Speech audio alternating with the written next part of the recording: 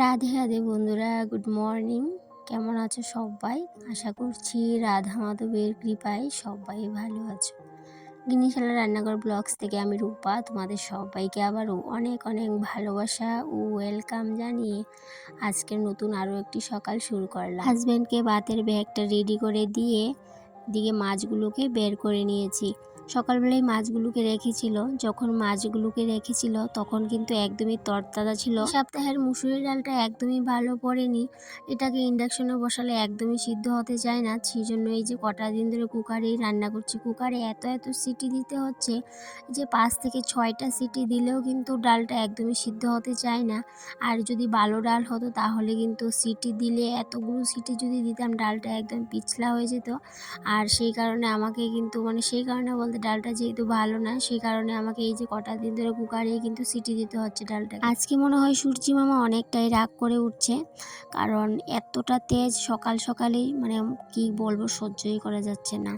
তবে প্রত্যেক দিনই কিন্তু রান্না করে আমাকে একটু কষ্ট করতেই হয়, যেহেতু টিনের ঘর। আর সকাল সকালেই কিন্তু আমার এই যে সূর্য মামা ওঠার সাথে সাথেই কিন্তু আমার রান্না করে জানলা দিয়ে উকি দিতে চাই, কারণ যেহেতু আমার রান্নাঘরটা পূবের সাইডে, সেই জন্য সূর্য মামা উঠেই সবার প্রথমে রান্নাঘরে চলে আসে। তারপর যখন আবার সূর্য মামা চলে যাবে তখনও কিন্তু রান্নাঘরে আমার একটু চুপি দিয়ে তারপরে যাবে, এরকম অবস্থা হয়ে আছে। তো ভীষণই কষ্ট হয় রান্নাঘরে এই গরমের দিনে রান্নাবান্না করতে, তারপরেও রান্নাবান্না তো করতেই হবে। তো তারপরে এইদিকে আমি এই করে চলে আসলাম ডালটা বসিয়ে দিয়ে। প্রথম 2 দিন আমি ইন্ডাকশনে ডাল রান্না করেছি, কিন্তু ডালটা একদমই পেস্ট হয়নি। তারপর গতকালকে আবার কুকারে আমি 2 থেকে 3টা সিটি দিয়েছি, তারপরেও ডালটা পেস্ট হয়নি। আজকে ভাবলাম আজকে ডালটাকে 6 থেকে 7টা সিটি দেব। তো আজকে সেই মতো 6 থেকে 7টা সিটি দেওয়ার পর ডালটা কিন্তু সঠিকভাবে কিন্তু একদম পেস্ট হয়েছে খুব সুন্দরভাবে। আর যদি ভালো ডালটা এতবার সিটি দিতাম তাহলে তো ডালের অবস্থা খুবই খারাপ হয়ে যেত। জানো বন্ধুরা, ইঁদুরের সাথে আমি প্রত্যেক দিনই আমি যুদ্ধ করছি, কারণ এই যে ইঁদুরের যন্ত্রণায় প্রত্যেক দিন রাতের বেলা এই যে পেঁয়াজ রসুন আলু এগুলোকে আমি গুছিয়ে রাখি, আবার সকালবেলা কিন্তু এই ঝুড়িটার মধ্যে আবার এনে রাখি। তো এটা মনে হচ্ছে প্রত্যেক দিন আমার ইঁদুরের সাথে যুদ্ধ। যেদিনকে আমার মনে থাকে না সেদিনকেই বুঝতেই পারছো এখান থেকে যে কয়টা পেঁয়াজ কয়টা আলু গায়েব হয়ে যাবে, টেরও পাবে না। তো সেই জন্য প্রত্যেক দিনই আমি কি করি বলতো, রাতে ঘুমানোর আগে কত কিছু যে গুছিয়ে তারপরে ঘুমাতে যাই। কত ব্লগে একজন দিদিভাই আমার থেকে জানতে চেয়েছিল যে আমি র্যাকটা কোথা থেকে নিয়েছিলাম। তো যেহেতু আমি বলেছিলাম র্যাকটা আমি অনলাইন থেকে নিয়েছি, তো দিদিভাই আবার লিঙ্কটা দিতে বলেছিল যে লিঙ্কটা দেওয়ার জন্য, কিন্তু লিঙ্কটা আমি দিতে পারিনি। কেন কি, যেহেতু আমার এই মোবাইল থেকে আমি নিইনি, আর আমার হাজব্যান্ডের মোবাইল থেকেই নিয়েছিলাম।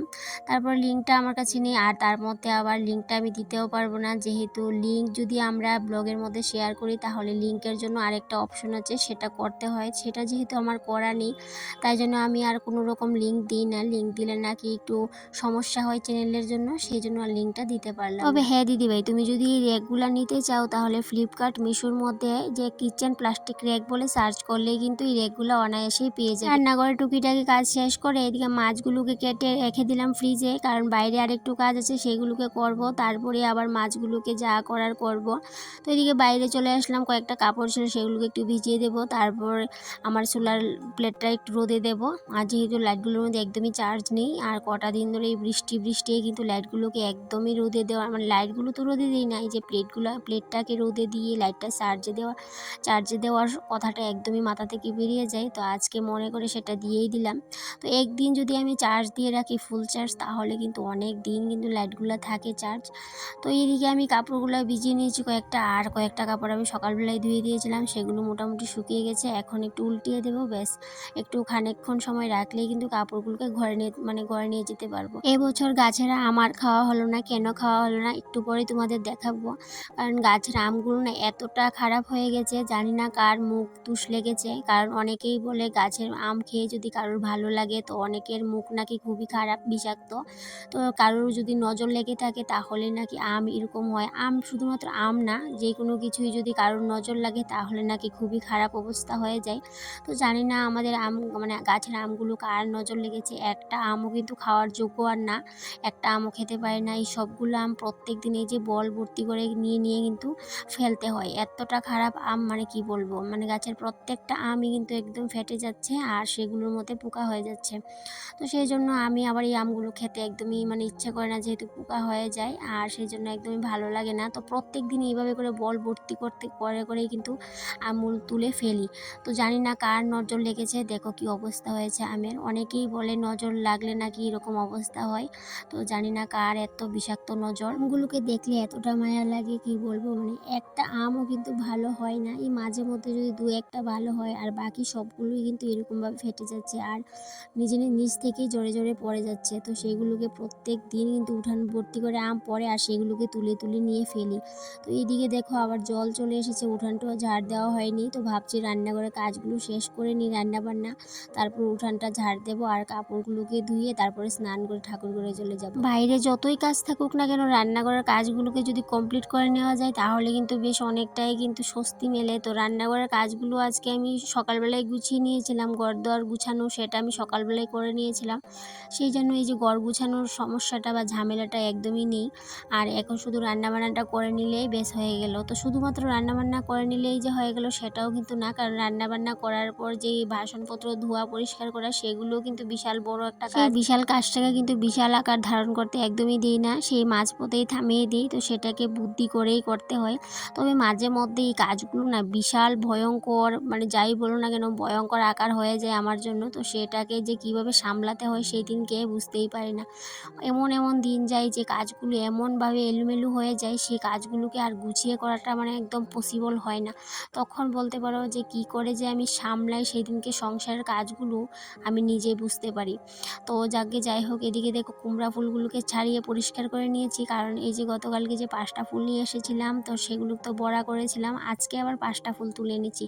তবে এই 5টা ফুল কিন্তু আমি একদমই আনতে যাইনি, ওই যে বললাম গতকালকে আমাকে জুগে ধরেছে। তো সেই ভয়ে আজকে হাজব্যান্ডকে দিয়েই আমি ফুলগুলোকে মানে তুলে আনতে বলেছিলাম। তো ও সকালবেলায় ফুলগুলোকে আমাকে এনে দিয়ে গেছে। আর এইদিকে আমি রান্না করার জন্য এই যে আলু সিদ্ধ করে নিয়েছি আর এদিকে সবজিপাতিও কেটে নিয়েছি। এদিকে শিম, কুমড়ার ডুগা, তারপর এদিকে বেগুন। তো এইগুলো দিয়ে আর আলু দিয়ে ভাবলাম মাছের মাথা দিয়ে করে নেব। রান্না করার প্ল্যানটা সকালে ছিল একরকম, এখন রান্না করতে করতে আরেক রকম প্ল্যান হয়ে গেছে। কেন আরেক রকম প্ল্যান হয়ে গেছে সেটাও তোমাদের সাথে বলবো। যখনই আমি রান্না করছিলাম তখন বাড়ি থেকে পিসিমণি ফোন করেছিল, মানে ছোট পিসি বাড়িতে এসেছে। তো ফোন করেছে আমাদের বাড়ি আসবে। তো বললো আজকে সন্ধ্যা ট্রেনে চলে যাবে। তো পিসিকে বললাম তুমি দুপুরবেলা আমাদের বাড়ি চলে আসো, খেয়ে দিয়ে তারপর সন্ধ্যা ট্রেনে চলে যেও। তো পিসি বললো না দুপুরবেলা আসবো না, বিকেলে আসবো। তো বিকেলে এসে যদি থাকি তাহলে পরের দিন সকালে ফার্স্ট ট্রেনে চলে যাব। তো সেই জন্য আমি রান্নার প্ল্যানটা একটু চেঞ্জ করে নিয়েছিলাম। এদিকে দেখো ছেলে আবার এই যে গ্লুকোজ গুলে নিচ্ছে, কারণ এতটা গরম দিয়েছে। আর আমি ছেলেকে ডাক দিয়েছিলাম গ্লুকোজ খাওয়ার জন্য, তো ও নিজেই নিজের জন্য গ্লুকোজ জল করে নিয়েছে। তো ওই যে বলছিলাম কেন আমি রান্নার প্ল্যানটা একটু অন্যরকম করে ফেলেছি। তো এখন ভাবলাম শর্টকাটেই রান্নাটা করে নিই, যেহেতু রাতের বেলা পিসি আসবে, মা আসবে। তো সেই জন্য রান্নাবান্না তো আবারই করতে হবে। তো একটু গ্যাসের প্রবলেমও আছে, জানি না কখন যে গ্যাসটা আমার শেষ হয়ে যায়, সেই জন্য একটু সিম্পলভাবে আজকে রান্নাটা করে নেব এখন। আর রাতের বেলায় প্রিপারেশন করব যা করে। এদিকে মাছ ভাজা করতে গিয়ে দেখি তেল শেষ, তো তেলটাকে ঢেলে নিচ্ছি। তো এই তেলটার যখন ডালছিলাম তখন মনে হচ্ছে আমি বিশাল বড় একটা যুদ্ধে নেমেছি, কারণ এই যে সাহস করে তেলটাকে ঢালছিলাম, মানে বিশ্বাস করতে পারবে না এতটা নজর তীক্ষ্ণ করে তেলের বোতলের মুখটার দিকে মানে চেয়েছিলাম যাতে করে এক বিন্দু তেলও বাইরে না পড়ে, মানে এতটা রিস্কি নিয়ে আমি তেলটাকে আজকে ভরছিলাম। তো যাকে আমি আমার মিশনে কিন্তু সাকসেস হয়ে গেছি। আর এদিকে তোমাদের সাথে বলেছিলাম না পিসি আসবে বিকেলবেলা, মা আসবে। তো বিকেলবেলা তো মাও এসেছে, পিসিও এসেছে, কিন্তু তারা আর থাকেনি একটা সমস্যার জন্য। কিন্তু পিসিমণি আর মা বাড়ি চলে গেছে। তো রান্নাবান্না তো এই যে বিকেলবেলা দুপুরবেলা তো সিম্পলই রান্নাবান্না করে নিয়েছিলাম। যদি আগে জানতাম পিসিমণি থাকবে না তাহলে কিন্তু আর সিম্পল রান্নাবান্না একদমই করতাম না। এই যে 2 টুকরো মাছ ভাজা করে নিয়েছি, একটা হাজব্যান্ডের জন্য একটা ছেলের জন্য। তো কুমড়া ফুলের বড়াটাও কিন্তু বেশি করব না, দুটো করে নেব, যেহেতু মাছ ভাজা ছেলে আর হাজব্যান্ডকে দিয়ে দেবো। আর কুমড়া ফুলের বড়াটা আমার জন্য করে নেব। আর বাকি কুমড়া ফুলগুলো আমি মার জন্য রেখে দিয়েছি, যেহেতু মা নিরামিষ খায়। তো সেই জন্য মাকে যে কী রান্না করে দেবো সেই ভেবেই কিন্তু কুমড়া ফুলগুলো মায়ের জন্য রেখে দিয়েছিলাম।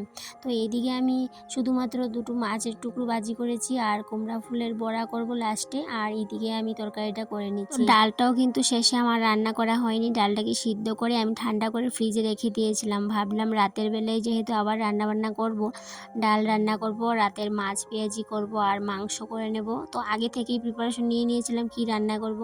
যেহেতু মা নিরামিষ খাবে, মার জন্য মুগের ডাল করব আর কুমড়া ফুলের বড়া করব। আর সেটা আমি অনেক প্ল্যান করে নিয়েছিলাম কি কি রান্না করব। তো সেই প্ল্যানগুলো তো একদমই জলে চলে গেল। ডালও আমি রান্না করে নিই, ডালটাকে রেখে দিয়েছিলাম সিদ্ধ করে ফ্রিজে। তো এইদিকে শুধুমাত্র এই তরকারিটাই করেছিলাম আর কুমড়া ফুলের বড়া করেছিলাম। তো এই তরকারিটা তোমরা কে কে এইভাবে খাও? এই যে কুমড়ার ডুগা, কুমড়ার ডুগা না, যা অনেক ধরনের সবজি দিয়ে, মাছের মাথা দিয়ে এইভাবে তোমরা কারা কারা খাও?